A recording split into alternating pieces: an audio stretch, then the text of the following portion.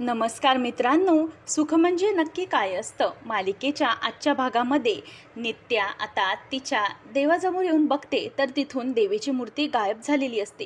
ती विचार करते की देवीची मूर्ती इथून कशी गायब झाली आणि तिचा शोध ती घ्यायला लागते. तर त्याच वेळेला जिथे देवीची मूर्ती ठेवलेली असते तिथे एक लाल रंगाचं वस्त्र असतं आणि ते वस्त्र ती हातात घेऊन वाचते. तर त्यात लिहिलेलं असतं की माझ्या शोधात तुला तुझा शोध लागेल, पश्चिम दिशेला प्रवास कर, तुला तुझी सगळी उत्तरं मिळतील, देवीची आभूषणं तुला तुझी वाट दाखवतील, एका मोठ्या संकटातून तू मुक्त होशील आणि तुला तुझ्या स्वतःचीच ओळख पटेल, पश्चिम दिशेने प्रवास करायला सुरू कर, असं ती म्हणायला लागते. तेव्हा नित्या ते वाचते आणि म्हणते की असं अगोदरही कधीही घडलेलं आहे असं मला वाटतंय. याचा अर्थ देवी माझ्यापासून कुठेतरी काहीतरी लांब गेली आणि ती मला माझ्या प्रत्येक प्रश्नांची उत्तरं देणार आहे. नक्की गौरी कोण आहे याचंच ती उत्तराची वाट दाखवते. त्यावेळेला इथे जयदीप देखील त्याच्या देवघरात देवीची पूजा करत असतो. त्याच वेळेला नित्याला कळतं की जेव्हा तिला जोगतिनीने सांगितलेलं असतं की नियती तुला इथे घेऊन आली आहे कुठल्या तरी शोधामध्ये, तुला स्वतःचा शोध घ्यावा लागेल पोरी, हे सगळं जोगतिनीची वाक्य तिला आठवतात आणि नियतीनेच तुम्हा दोघांना एकत्र आणलं आहे, तुला आणि अधिराजला, हे देखील वाक्य तिला आठवतं. म्हणूनच ती आता कसलाही विचार न करता घराच्या बाहेर ते वस्त्र घेऊन पडते. तेव्हा मागून शालिनी तिला आवाज देत असते, नित्या नित्या, पण ती एक ऐकत नाही. ती आता प्रवास करायला सुरुवात करते. ती म्हणते की हे नित्याने मला ऐकलं देखील नाही, माझ्या बोलण्याकडे लक्ष देखील दिलं नाही, कुठे जात असेल ही, हिचा पाठलाग केला पाहिजे असं म्हणून ती तिच्या मागे मागे जात असते. नंतर इथे अधिराज आता देवीची आरती करतो आणि ताट खाली ठेवतो. त्याच वेळेला ताट खाली ठेवल्यानंतर घंटानाद त्याच्या कानात होऊ लागतो. त्याला असं वाटतं की नेमकंच काहीतरी घडतंय का, नित्या मॅडमला माझी गरज वगैरे आहे का, असं सगळं त्याला जाणवू लागतं. नित्याला चालत असता असता तिचा एका दगडात पाय अडकतो आणि ती तिथेच थोड्या खाली पडणार असते. मागून शालिनी तिला बघत असते. नित्या जेव्हा पाय अडकून खाली पडते तेवढ्यातच आता तिथे जयदीपला चाहूल लागते की नित्या काहीतरी अडचणीत आहे. म्हणूनच आता तो बाहेर पडतो. देवीच्या एखाद्या हुकुमाप्रमाणेच तो आता स्वतः बाहेर पडलेला असतो. नित्या एका ठिकाणी येऊन थांबते. शालिनी विचार करते की ही या जंगलात का आली आहे, हिचं काम काय आहे. आणि त्यानंतर तिथे बाजूलाच गौरी पिवळ्या रंगाचं वस्त्र दिसतं. आता त्या वस्त्राला पाहिल्यानंतर नित्या विचार करते की हे वस्त्र मला नेमकं कसलं संकेत देणार आहे. आणि तिथेच वस्त्राच्याच बाजूला एक दोरी असते आणि त्या दोरीला आता वरती काहीतरी अडकवलेलं असतं. आणि त्यानंतर मग ती वस्त्र खेचायला जाते तेवढ्यातच खाली एक दगड पडतो आणि नित्या ही तिला घाबरते आणि तितक्यातच अधिराज येतो आणि तिला बाजूला करून टाकतो. आणि त्या दगडाला पाहिल्यावर दोघं घाबरतात. अधिराज म्हणते की नित्या, तुम्ही ते काय करताय, तुम्हाला सांगितलं होतं ना हे असले कसले शोध घेत जाऊ नका, पण तुम्ही काही ऐकणार नाही. तेव्हा ती म्हणते की नाही, यात काहीतरी संकेत आहे, हे नक्की आहे. आणि अधिराज, तू इथं कसा आलास बरोबर. तेव्हा त्या दोघांनाही एकत्र पाहिल्यानंतर तिथे शालिनी विचार करत असते की यांचं काय चाललंय इकडे आणि हा अधिराज इथे कसा काय आला. तेव्हा अधिराज तिला विचारतो की तुम्ही इथे काय करताय. ती म्हणते की अधिराज, मी देवीची मूर्ती बघत होते पण तिथे ती मूर्ती नव्हती, तिथे मला हे वस्त्र सापडलं आणि त्याच्यावर लिहिलं आहे पश्चिम दिशेने प्रवास सुरू कर, म्हणूनच मी आता मागे आलो आहे. तेव्हा मग आता अधिराज म्हणतो की तुम्हाला हे खूळ काही डोक्यात जाईना झालंय, तुम्हाला सांगितलं होतं की ह्या सगळ्या गोष्टींच्या मागे लागू नका एकट्या, पण तुम्ही असं का करताय. तेव्हा ती म्हणते की मी एकटी कुठे आहे, तू आहेस ना माझ्यासोबत. तेव्हा तो म्हणतो की झालात तुम्ही पुन्हा सुरू. आता तो दगड बघायला लागतो तर दगड थर्माकोलचा असतो. तो म्हणतो की हो तर खडा दगड नाहीये, म्हणूनच आतमध्ये जे काही ठेवलंय ते शोधण्यासाठी तो त्याचं झाकण उघडतो आणि तिथे झाकण उघडल्यानंतर बाहेर कवड्याची माळ येते. आणि अधिराज म्हणतो की मॅडम ही बघा देवीची माळ.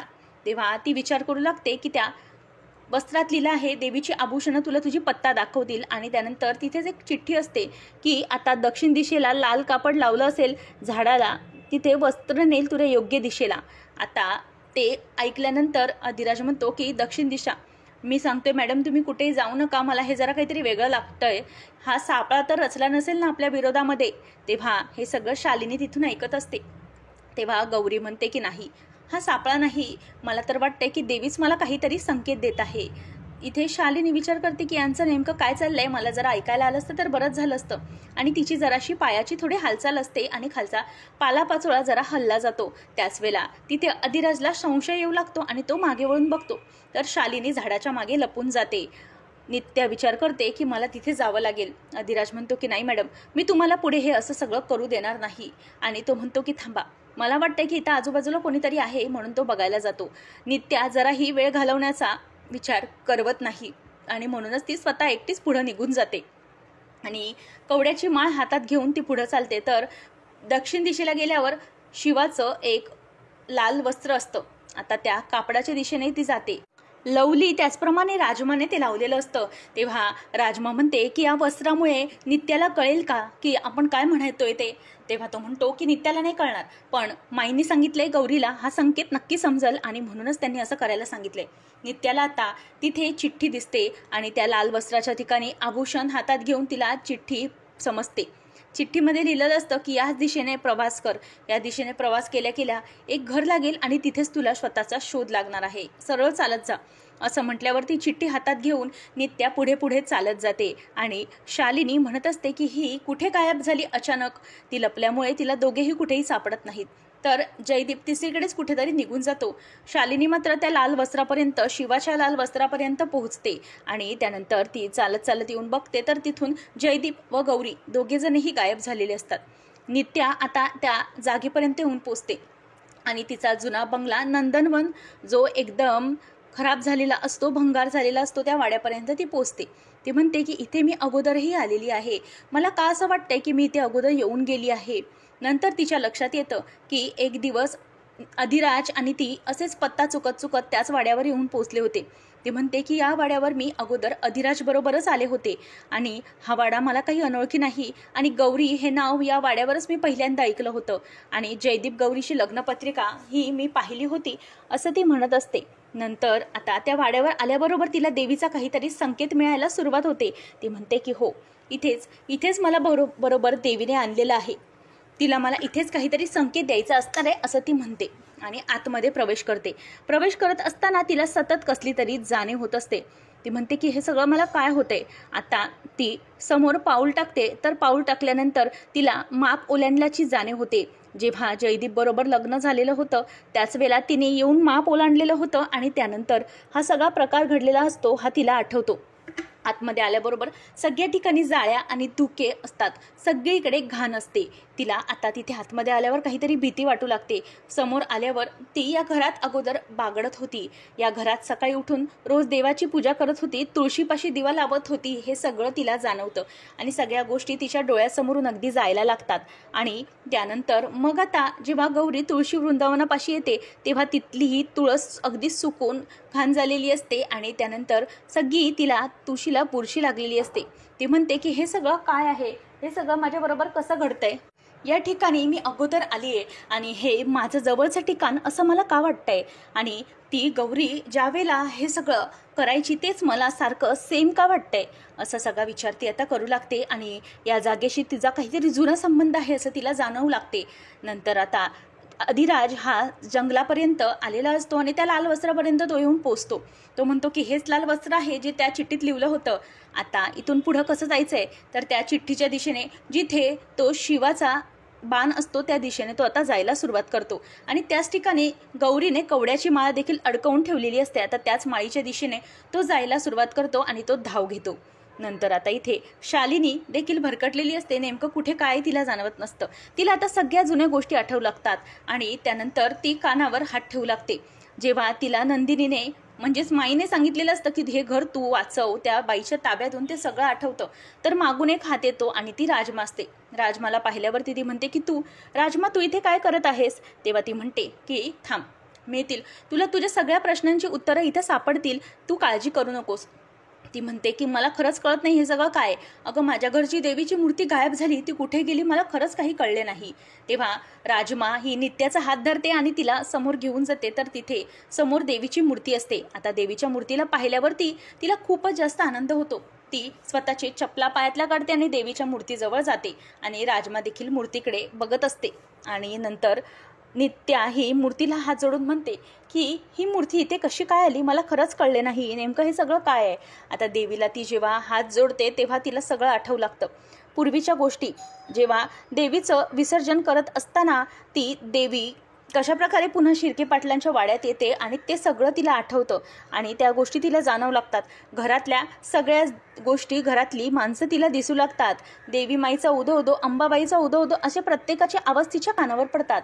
तेव्हा आता नित्या ही राजमाला म्हणते की राजमा, मला हे सगळं असं का वाटतंय की मी पूर्वी हे सगळं बघितलंय. या गोष्टी, ही माणसं मला माझ्या ओळखीची का वाटतायत. त्यांना तर मी ओळखतही नाही, तरीही मला ही माणसं माझी का वाटतायत. तेव्हा नित्याचा हात धरून राजमा तिला बाजूला घेऊन जाते आणि म्हणते की इथे बस, इथे तुला सगळ्या प्रश्नांची उत्तरं मिळतील. आता नित्याला ती खुर्चीवर बसवते आणि त्यानंतर समोरचा पडदा बाजूला होतो. एखाद्या नाटकाप्रमाणे सगळं नाट्यमय मांडलेलं असतं. मागून जयदीप हा अजून आलेला नसतो, मात्र शेखरदाजी आणि माई हे सगळं चित्र बघत असतात. राजमा ही जयदीपला तिथे शोधत असते, मात्र तो येत नसतो. तेव्हा ती दाजींना खुणावते आणि सगळं स्टोरी सांगायला सुरुवात करते. तर इथे चित्रमय भाऊला भाऊली येतात आणि त्यावेळेला शेखरदाजी म्हणतात की एका गावात राजा राणी दोघं होते. राणी राजा एकमेकांवर खूप मैत्रीमध्ये जीव ओवाळून टाकायचे. त्यांची ही मैत्री जीवापलीकडची होती. त्यांचं एकमेकांवर प्रेम जडलं होतं. मात्र राजा हा दुसरीकडे निघून चालला होता. तेव्हा तो म्हणतो की तू माझी बायको आहेस, मी तुला भेटायला नक्की येईन. तेव्हा तो तिला मोरपीच देऊन जातो. तेव्हा राणी खूपच हैराण होते. पण मात्र राजा निघून गेल्यावर ती धीर सोडत नाही. राजा तिचं प्रेम विसरत नाही. तो तिला घेऊन जायला एक दिवस नक्कीच येतो. पण मात्र त्या दोघांचाही सुखाचा संसार सुरू असताना एक चेटकीन त्यांच्यामध्ये येते आणि त्यांच्यावर फार मोठं दुःखाचं सावट येतं. ती विचार करू लागते की ही बाहुली आहे, तिचं उदाहरण, तिचा त्रास मला का होतोय, असं का वाटतंय की ती बाहुली म्हणजेच माझं रूप आहे. नंतर पुढच्या भागामध्ये दोघं जणांनाही एकत्र असताना पाहून एक चेटकीन समोर येते आणि ती चेटकीन त्या दोघांवरही वार करते. तर आता ती चेटकीन आल्याबरोबर गुलाबी साडीतली शालिनी ही वार करताना नित्याला आठवते आणि ती नित्या तलवार घेऊन येते आणि अधिराजवर वार करते, म्हणजे जयदीपवर. हे सगळं तिला जाणवतं आणि ती जयदीप अशी जोरात हाक मारते आणि खूप घाबरते. आणि त्यानंतर मागून माई उभी असते. आता माईला पाहिल्यावरती नित्या तिच्याकडे येते आणि तिला जोरात मिठी मारते आणि माई माझी लेक ग अशी म्हणून तिला जवळ घेते. आता जयदीपला या सगळ्याची ओळख कशी पटेल हे पाहणं रंजकतेचं ठरणार आहे. अशाच अपडेटसाठी आताच आपल्या चॅनलला सबस्क्राईब नक्की करा.